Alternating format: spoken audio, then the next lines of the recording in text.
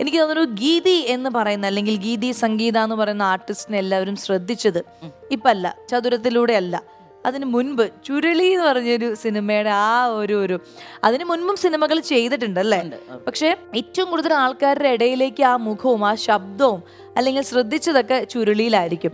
അപ്പോൾ ഈ ചുരുളിക്ക് മുൻപും ചുരുളിക്ക് ശേഷവും എങ്ങനെയാണ് ഗീതി സംഗീതി എന്ന് ചോദിച്ചാൽ എന്തായിരിക്കും പറയാനുണ്ടാവുക? ചുരുളി എൻ്റെ കരിയറിൽ ഭയങ്കരമായിട്ട് മാറ്റം വരുത്തിയ ഒരു സിനിമയാണ്. അതെ, ഇപ്പോൾ പോലും നമ്മൾ ചുരുളിയെ കുറിച്ച് സംസാരിക്കുന്നു എന്ന് പറയുമ്പോൾ തന്നെ അത് സ്വാഭാവികമായിട്ടും ഗീതി സംഗീത എന്ന് പറഞ്ഞാൽ ആദ്യം തന്നെ ആൾക്കാർ ആ ചുരുളിയിലെ ആർട്ടിസ്റ്റ് എന്ന് തന്നെയാണ് പറയുക. അതിന് ട്രെയിലർ ഇറങ്ങിയപ്പോൾ എൻ്റെ വോയിസ് ഓവർ അത് ആണ് ആദ്യം ശ്രദ്ധിക്കപ്പെട്ടത്.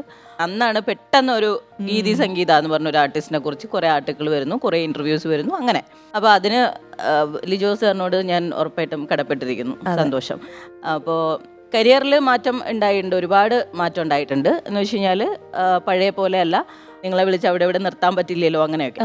ഈ ചുരുളിയിൽ എന്തെങ്കിലും ഓഡീഷൻ അങ്ങനെ എന്തെങ്കിലും ഉണ്ടായിരുന്നോ? എങ്ങനെയാണ്? ഓഡീഷൻ ഒന്നും ഉണ്ടായിരുന്നില്ല. ചുരുളി എന്ന് പറഞ്ഞ് വിളി വന്നപ്പോൾ ലിജോ സാറിന്റെ പടത്തിൽ നിന്നാന്ന് പറഞ്ഞപ്പോൾ എന്നെ എങ്ങനെ അറിയാമെന്നാണ് ഞാൻ ചോദിച്ചത്. അപ്പോൾ എൻ്റെ ഏറ്റവും ആദ്യത്തെ സിനിമ ക്യൂബൻ കോളനി ആയിരുന്നു. അതിൻ്റെ ഒരു ക്യാരക്ടർ പോസ്റ്റർ കണ്ടിട്ടാണ് അവിടേക്ക് എന്നെ വിളിച്ചത്.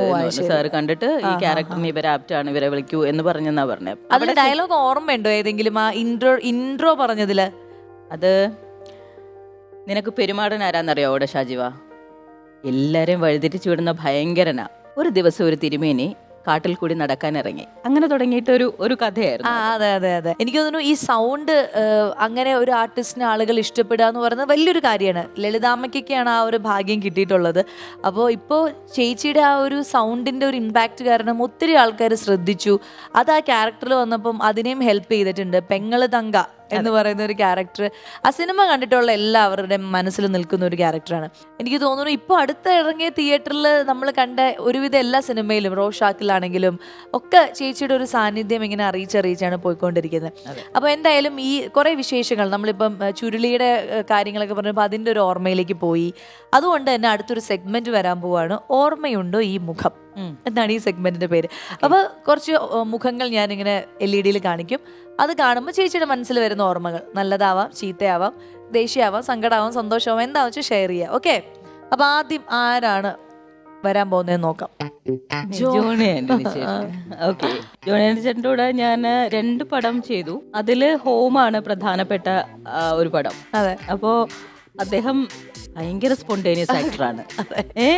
അത് സീൻ ചെയ്തുകൊണ്ടിരിക്കുമ്പോ സ്ക്രിപ്റ്റിലില്ലാത്ത സാധനങ്ങളൊക്കെ പറയാ. ആ ഒരു ചായ വിത്തൗട്ട് റൂം എന്നൊക്കെ പറഞ്ഞ സാധനമൊക്കെ സ്പോട്ടിലിട്ടിട്ട് സെറ്റ് മൊത്തം ചിരിക്കുക. അവിടെ എല്ലാരും ചിരിയാ. അപ്പൊ നമ്മൾ സീനിൽ നിൽക്കാണല്ലോ, ചിരിക്കാൻ പറ്റില്ല. അത് കഴിഞ്ഞ് ഞാൻ ചെന്നിട്ട് ഞാൻ പറഞ്ഞു, ചേട്ടാ ഇങ്ങനൊക്കെ ഡയലോഗ് പറഞ്ഞാൽ ചിരിച്ചു പോവല്ലോ. അങ്ങനെ ഭയങ്കര അത് ഒത്തിരി സ്ഥലത്ത് പുള്ളി അങ്ങനെ തന്നെയാണ്. അതായത് ഇപ്പൊ കുറെ നാളായിട്ട് നമ്മളുടെ പ്രതീക്ഷകൾ തെറ്റിച്ചോണ്ടിരിക്കുകയാണ്. കോമഡിയുടെ അങ്ങേയറ്റം വരെയാണ് സംസാരിച്ചുകൊണ്ടിരിക്കുന്നത്. യെസ്, അപ്പൊ അതാണ് നമ്മുടെ ജോണി ചേട്ടനെ കുറിച്ചുള്ള ഓർമ്മ. ഇനി അടുത്ത ആരാ നോക്കാം. പ്രിയൻ സർ. ഞാൻ അദ്ദേഹത്തിന്റെ കൂടെ 2 പടത്തിൽ ഭാഗ്യം ചെയ്തു. അതെ. അപ്പോൾ ആദ്യത്തത് ശിലാലിഖിതങ്ങൾ, അത് MT സാറിന്റെ സ്ക്രിപ്റ്റിൽ ഉള്ള പടമാണ്. അപ്പോൾ അതിനകത്ത് കുറുമ്പ എന്ന് പറഞ്ഞൊരു ക്യാരക്ടർ ചെയ്തു. അത് കഴിഞ്ഞ് ഇപ്പൊ അദ്ദേഹം ചെയ്തുകൊണ്ടിരിക്കുന്ന പുതിയ സിനിമ കൊറോണ പേപ്പർ, അങ്ങനെയാണ് അതിന്റെ പേര്, ഷെയ്നൊക്കെ ലീഡ് ചെയ്യുന്ന ഒരു പടമാണ്. അതിനകത്തും ചെറിയ ക്യാരക്ടറാണ്. പക്ഷെ അതിൽ സാറിന് എൻ്റെ പേര് ഓർമ്മയുണ്ടായില്ല. സാർ അവരുടെ അടുത്ത് കാസ്റ്റിങ്ങിന് പറഞ്ഞത് നമ്മുടെ ശിലാലിഖിതങ്ങളിൽ കുറുമ്പ ചെയ്തില്ലേ, അവരിത് ചെയ്താൽ അങ്ങനെ കേട്ടു ഞാൻ. അപ്പോൾ അതെനിക്ക് ഭയങ്കര സന്തോഷം തന്നു. കാരണം നമ്മൾ സാറിന്റെ മനസ്സിലെവിടെയോ ഞാനൊരു ആർട്ടിസ്റ്റ് ഉണ്ട് എന്നുള്ളത് എനിക്ക് വലിയ സന്തോഷമായി. അടിപൊളി അടിപൊളി. ഇനി അടുത്തത് ആരാ നോക്കാം. പറ ചേച്ചി എന്നെ പറ്റി. ഇത് സ്വാസികന്റെ ഷോയാണ്, ചതുരം കഴിഞ്ഞിട്ടുള്ള ഷോയാണ്. ഇപ്പോട്ടില്ല. അതെ, എന്താ പറയാ, സെസ്കി ലേഡിയാ, സെസ്കി. എന്നെ കുറിച്ച് എന്ത് പറയാനല്ലേ? ഒന്നും പറയാൻ ഒരുപാട് പറയാനുണ്ട്. ഒരുപാട് വാക്ക് പറഞ്ഞത്. അങ്ങനെയല്ല, ഞാൻ ആക്ച്വലി ടു ബി ഫ്രാങ്ക് ഞാൻ സീരിയൽ കാണുന്ന ഒരാളല്ല. സ്വാസിക അറിയാമല്ലേ?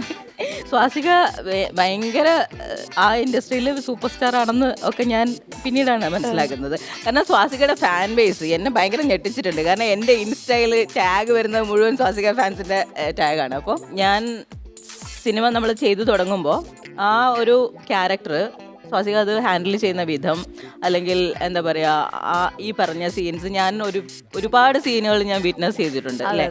അപ്പോൾ എനിക്ക് ഷൂട്ടില്ലെങ്കിൽ പോലും ഞാൻ ആ മോണിറ്ററിന്റെ അവിടെ എവിടെയെങ്കിലും ഉണ്ടാവും, മിനോജന്റെയും ജോർജന്റെയും കൂടെ അവിടെ എവിടെയെങ്കിലും ഉണ്ടാവും. അപ്പം നമ്മളിങ്ങനെ അത് കാണുകയാണല്ലോ, ചെയ്യുന്ന ഒരു വിധം, അല്ലെങ്കിൽ അതിന് കൊടുക്കുന്ന ഒരു ഡെഡിക്കേഷൻ, അല്ലെങ്കിൽ സിദ്ധുവിനോട് സംസാരിച്ച ക്യാരക്ടറിനെ ക്ലാരിഫൈ ചെയ്യുന്ന അങ്ങനത്തെ ഒരുപാട് കാര്യങ്ങൾ കാണുമ്പോൾ ഡെഡിക്കേറ്റഡ് ഒരു ആർട്ടിസ്റ്റ് എന്ന് പറയുന്ന ഒരു സാധനമാണ് എനിക്ക് ആദ്യം തോന്നിയൊരു സാധനം. പിന്നെ അതിനുശേഷം ആ എടുത്തൊരു തീരുമാനം അത് പോസിറ്റീവ് ആയിരിക്കും എന്നുള്ള കാര്യം 100% അല്ല, എനിക്ക് 200% ഉറപ്പായിരുന്നു. ഞാൻ അന്ന് പറഞ്ഞൊരു സാധനം സ്വാസിക ഓർമ്മയുണ്ടോയെന്ന് എനിക്കറിയില്ല, പക്ഷേ എനിക്ക് നല്ല ഓർമ്മയുണ്ട്. അപ്പോൾ ഞാൻ പറഞ്ഞതെന്ന് വെച്ച് കഴിഞ്ഞാൽ സ്വാസിക എന്ന് പറയുന്ന നടിയുടെ കഴിവും സൗന്ദര്യവും ഒരേപോലെ ഉപയോഗിക്കുന്ന ഒരു ക്യാരക്ടറായിരിക്കും സെലീന. നാളെ അത് ഉറപ്പായിട്ട് സംസാരിക്കപ്പെടും എന്ന് ഞാൻ പറഞ്ഞിട്ടുണ്ടായിരുന്നു. അതിപ്പോൾ നടന്നുകൊണ്ടിരിക്കുകയാണ്. എനിക്ക് ട്രീറ്റ് വേണം. പക്ഷെ എനിക്ക് തോന്നുന്നു ആദ്യം അത് പറഞ്ഞ വ്യക്തിയും ചേച്ചി തന്നെയാണ്. ഇനി ആരെങ്കിലും ഉണ്ടോ?